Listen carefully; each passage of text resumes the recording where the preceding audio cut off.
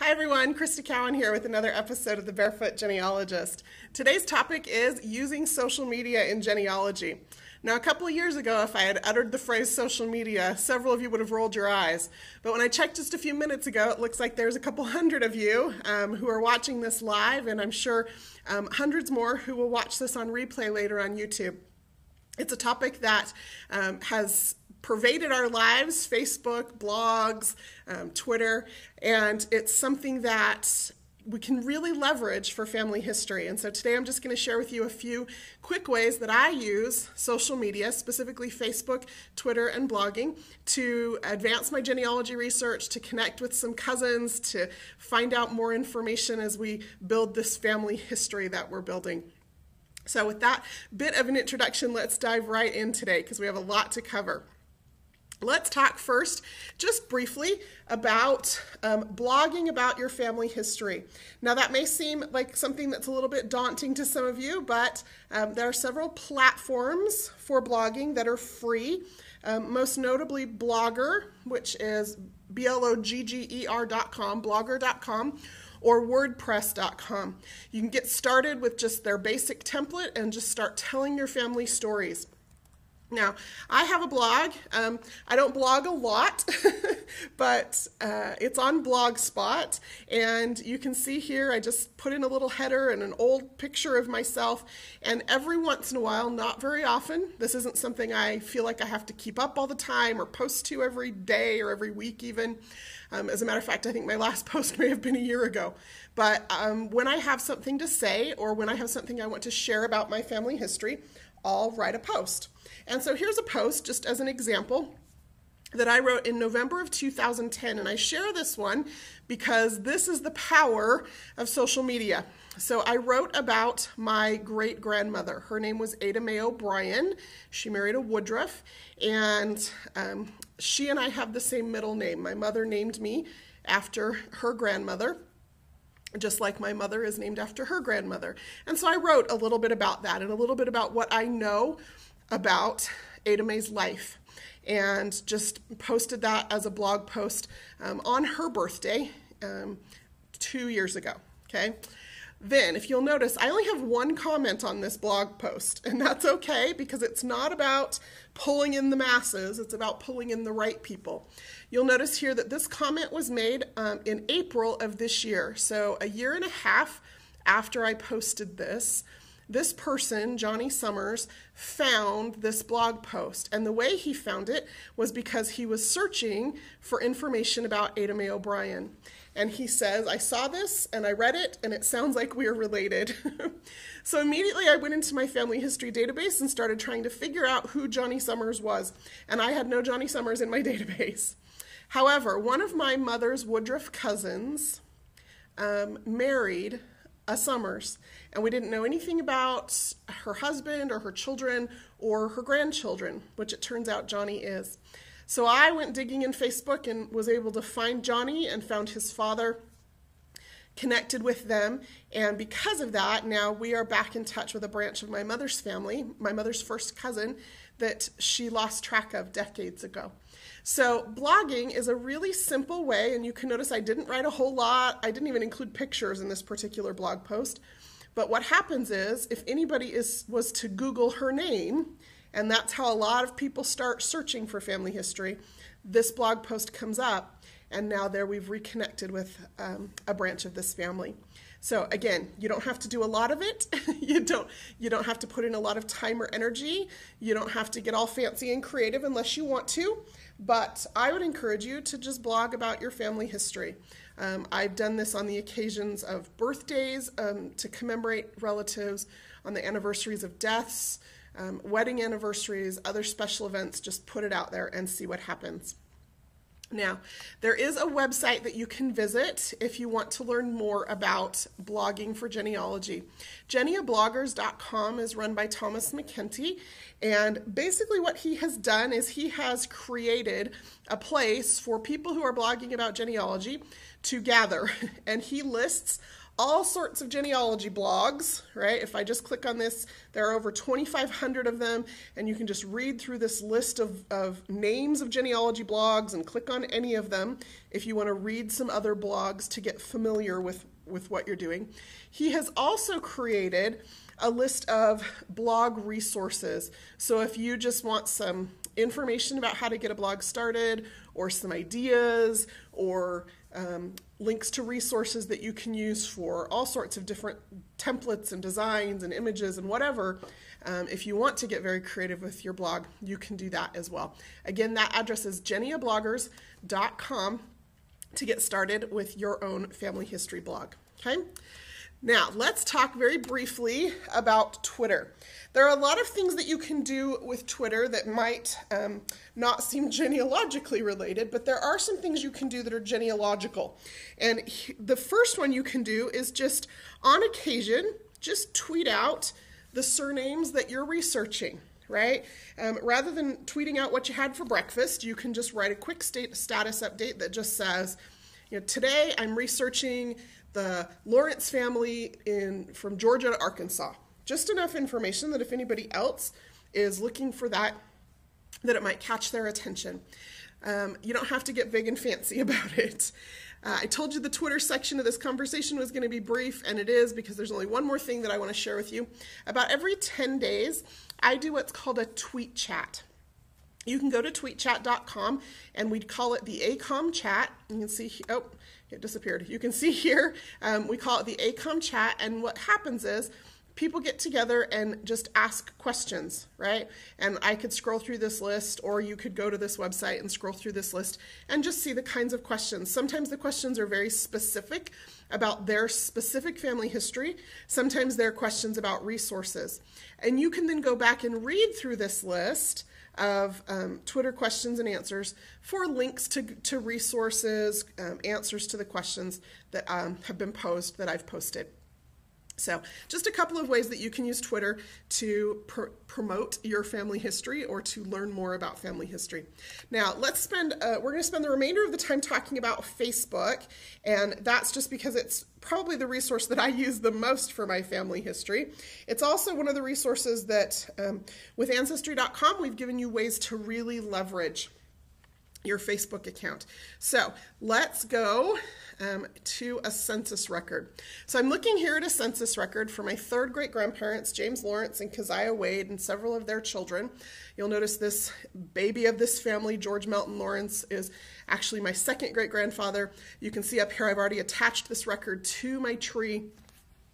And maybe there's nothing else to do with this record. However, what you may not have noticed is over here on the left-hand side, when you're on this record page, we give you an opportunity to share this record.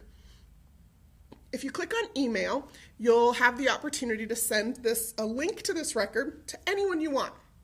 Whether they have a subscription to Ancestry or not, they'll be able to view that record. I think that link is good for about 2 weeks, so it's not an indefinite access, but it does give them access to that record for a few weeks. You can tweet about it if you feel so inclined, or, and this is why it's on the top, you can share it on Facebook. So I'm going to go ahead and click that just to show you what this experience is like. When I click to share this record to Facebook, you'll see I'm already logged into Facebook, and so I don't have to go through that process. All it lists here is a link to the image, and I can view this record on Ancestry.com, and it says that it's the 1850 United States Federal Census. I would probably want to write a little something about this record if I was going to share it on my wall. So one of the things that I know about this family is that James sold his land in Chattooga County, Georgia in 1853 to his brothers Silas and Martin and moved to Searcy County, Arkansas. So before that, here are James and Keziah, and her maiden name is Wade, and their last name is Lawrence, in the 1850 U.S. Federal Census in Chattooga County, Georgia. And then James sold his land in Chattooga County in 1853 to his brothers and moved to Searcy County, Arkansas. Now, I could just click share on this record. However, one of the things that I've done on Facebook that I would encourage you to do, especially if you're going to start using Facebook for genealogy, is to start creating lists. So I have, 1,000 or more friends on Facebook, most of whom actually are cousins, many of whom are genealogy friends, and most of my status updates that I put on Facebook are public because I don't share anything unless I want it to be public, okay? But I can only share it with my friends, or I have this option to customize who I share these things with. So when I click on that, it gives me the opportunity to select specific people that I want to share it with, so I could share it with only someone. Or what I've done is I have created lists of friends. And so I have all of the descendants of this couple in a list called Lauren's Descendants. Makes sense, right? And so I can just share it with just these people. And then when I click save, and I click, you'll see that this changes here from a globe to a little icon. Now it says Lauren's Descendants are the only people on Facebook that I'm actually sharing this with. Those friends of mine who might care about this record. And then I click share. And now it has gone off and posted to my Facebook wall. And here's what that looks like on Facebook. Let's do it this way. Okay. So you'll see, here's my Facebook page. And now there is the post that I just made 16 seconds ago with a link to the record. And now anybody who sees this can click on that and it will take them to an image of that census so that they can actually see what it is that I see. What'll happen, I imagine, and maybe we can check back at the end of the presentation, is several people will click like, a few people will comment. I imagine one or two of those will be my mother. And hopefully it'll start a discussion. People will start asking questions about who this is and why we're connected to them or how we're connected to them. And that will be an opportunity for me to share with my family the information that we have about family history. Now, I don't do this very often. You'll notice this share this record button is on every page on Ancestry that has an image attached. I don't just share. I don't want to overrun people's feed on Facebook with genealogy because the reality is most of them don't care. But every once in a while, maybe once a month or every few weeks, I might share something, some little thing, because you never know who might be interested or what connections you might make from sharing that. So that's why we provide you with this link and the opportunity to do that. So that's the first way that you can use Facebook, is any finds that you have on Ancestry.com, there's that share on Facebook link. I would encourage you to just try it out, see how that works for you, see what kind of response you get from your family members. Even those who sometimes roll their eyes when you start talking genealogy, when you share with them something visual on Facebook, which is where a lot of them spend a lot of their time anyway, they're more likely to respond or to at least connect with it in some way. The second thing that you can do on Facebook is connect with cousins. Now, some of you know that one of my favorite things to do is to pick an ancestor and to trace all of their descendants. I find it fascinating to see how a couple like James and Keziah, how they can go from a time and a place in history and sometimes very isolated lives, and how within just a few generations have thousands of descendants spread all over the world in some cases, living all sorts of different lives.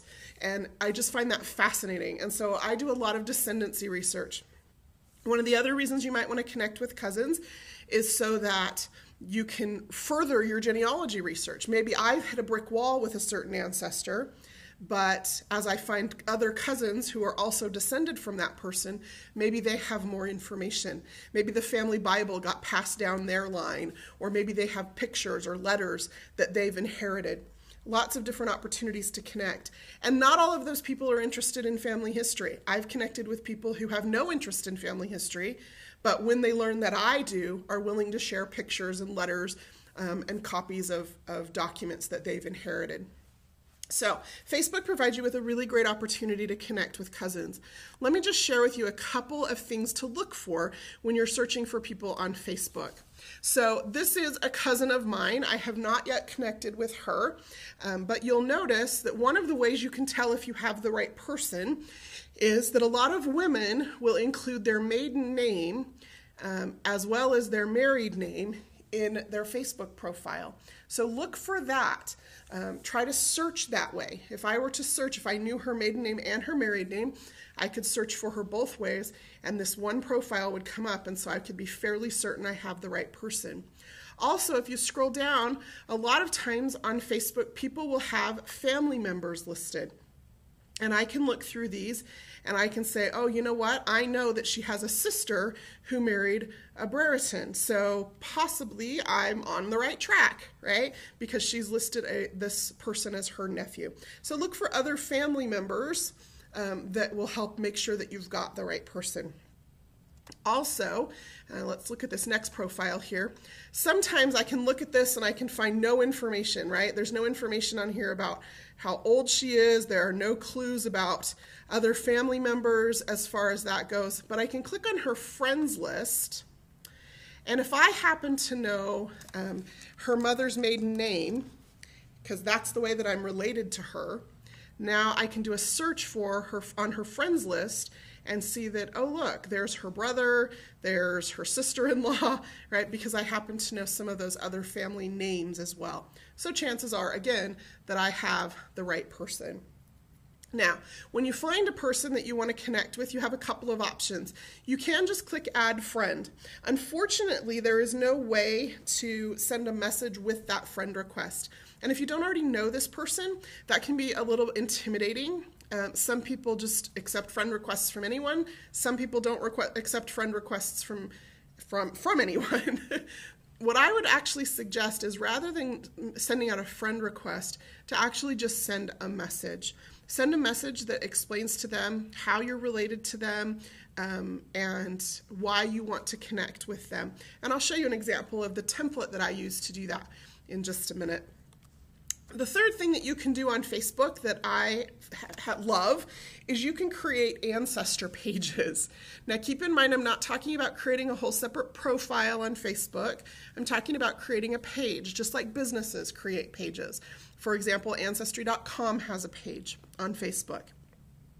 So I am still me on Facebook and I have my own profile. And if anyone wants to connect with me, they have to click Add a Friend. But if I want to connect with any page on Facebook, all I have to do is click like. So I can like whatever pages I want, but if I want to friend someone, that becomes a two-way relationship. I send a friend request, they have to accept. So we've discovered that there are probably several hundred Facebook pages dedicated to people, okay? And they range from rock stars and movie stars to ancestors. Several hundred of these pages dedicated to ancestors. So you'll see here I've created a page for James Lawrence and Keziah Wade descendants. I've got a copy of that 1850 census image here. You'll see we've got 69 of our cousins that have connected.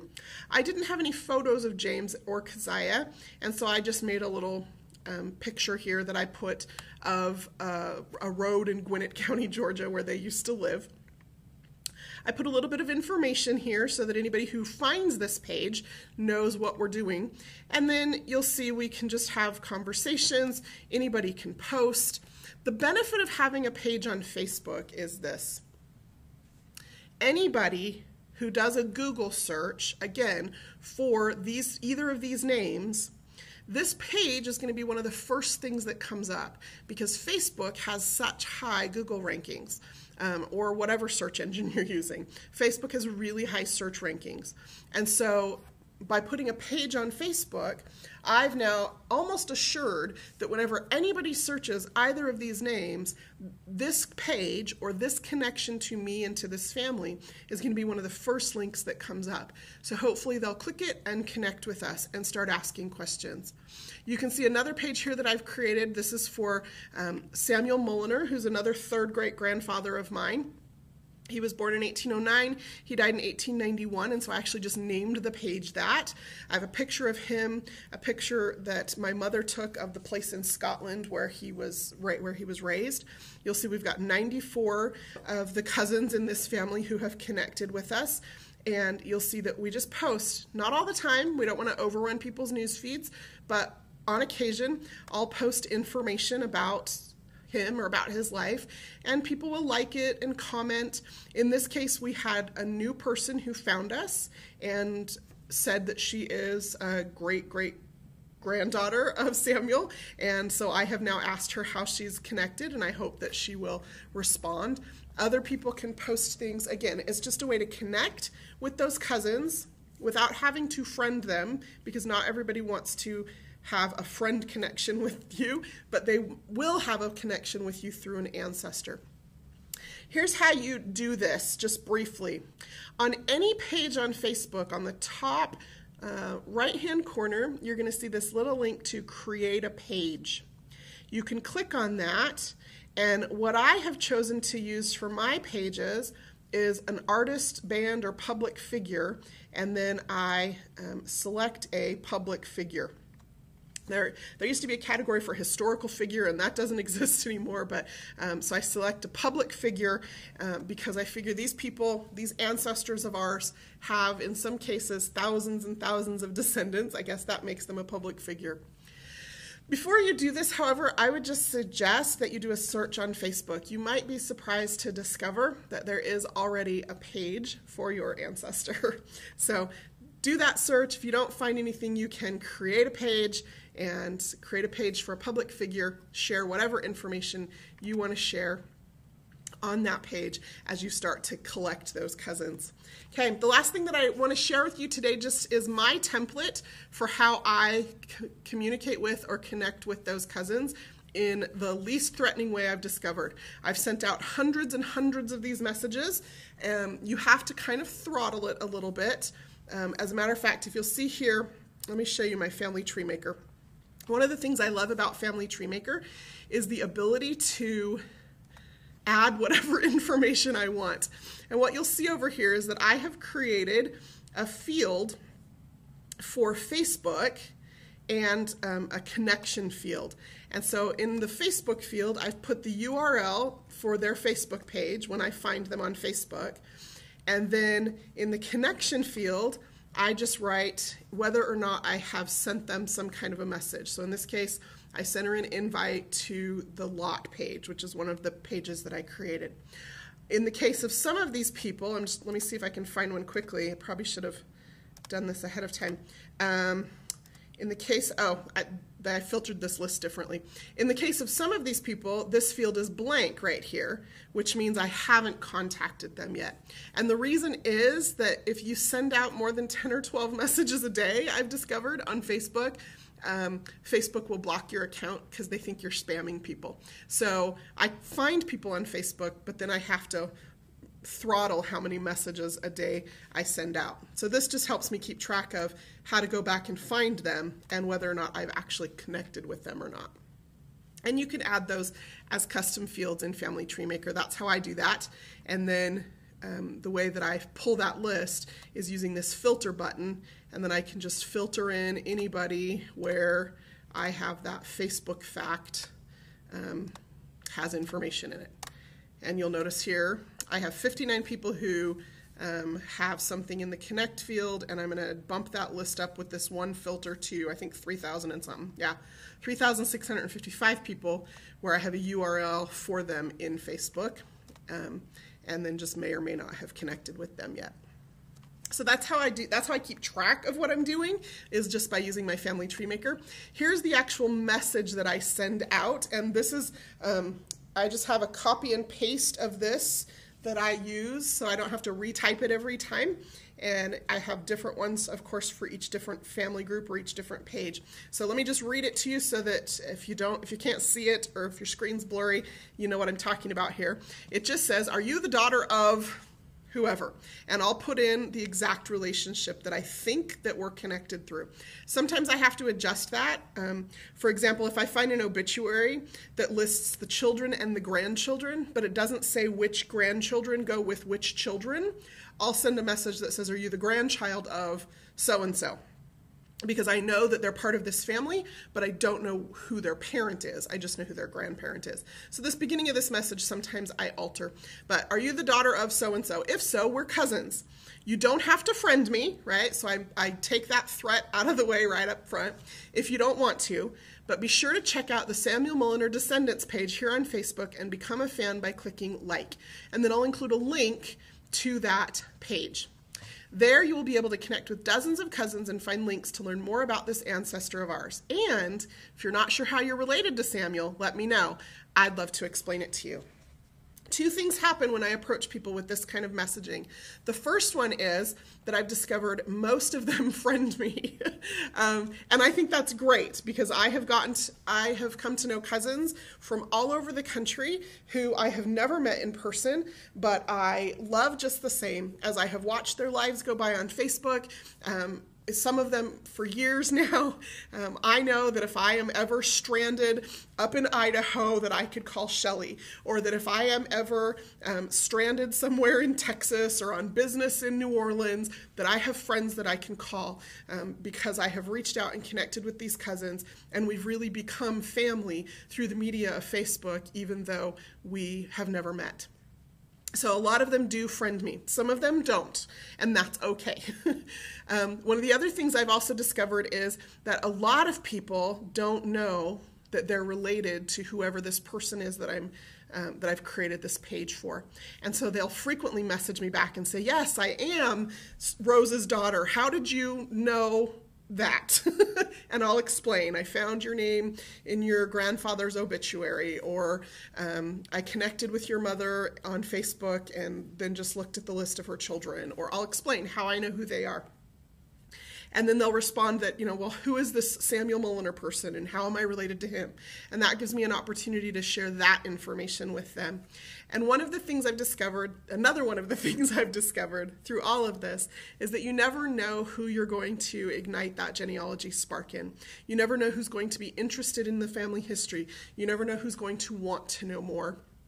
Or, as I said earlier, who might have more to share with you, pictures and letters and documents that have been hiding in a box in an attic for decades, just waiting for somebody to come along that actually cared or was interested. And you're announcing your interest by making your presence known through social media.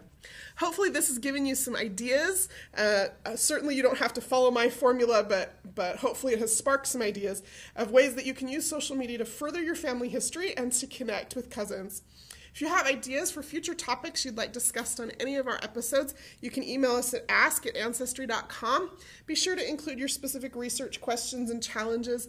We don't answer all of those emails, but we do use them to put these presentations together, hopefully to benefit a lot of you rather than just one-on-one. You can check the Ancestry.com Facebook page. Click on that Events tab to see the topics, dates, and times for future live stream presentations and for those tweet chats I talked about earlier. Until next time, this is Krista Cowan. Have fun climbing your family tree.